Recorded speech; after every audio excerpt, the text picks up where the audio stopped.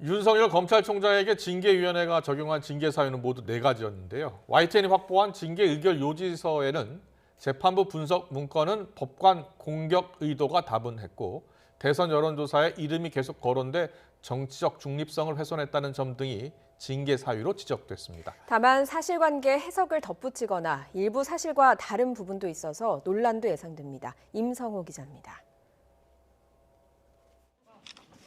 윤 총장 징계 청구의 핵심 사유로 꼽힌 재판부 사찰 의혹 문건 작성은 징계위도 의결 요지서에서 맨 먼저 언급했습니다.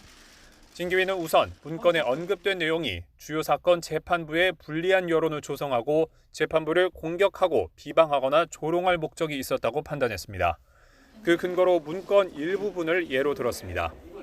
한 판사에 대한 항목엔 전교조 법외노조 철회 집회에서 경찰과 충돌한 시위대에 대한 과거 판결이 적혀 있는데 징계위는 검찰이 시위의 위법성을 강조하고 실형을 구형했지만 재판부가 전교조의 온정적 태도를 보였다는 인상을 덧붙인 것으로 해석했습니다.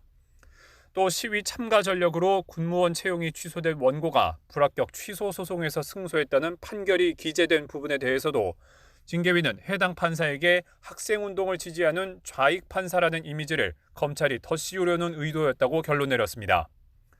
또 다른 징계 사유엔 정치적 중립성 위반의 주요 근거로 징계위는 여론조사 결과를 들었습니다. 징계위는 우선 지난 10월 대검 국정감사 당시 윤 총장의 발언이 퇴임 후 정치활동 가능성을 열어둔 것으로 단정했습니다.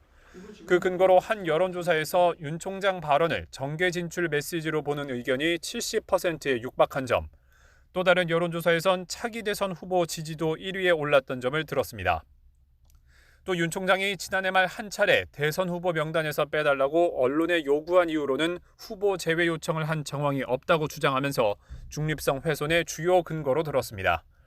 채널A 사건 감찰 수사 방해 근거로는 관련자인 한동훈 검사장과 친밀하고 사건이 처음 보도된 이후로도 한동안 여러 번 연락을 주고받은 점, 또 한 검사장의 사건 관여 사실이 알려진 뒤 수사 지휘 감독권을 포기하고는 자신이 개입할 수 있는 전문 수사자문단 소집을 강행해 수사를 중단시키려 했다고 판단했습니다.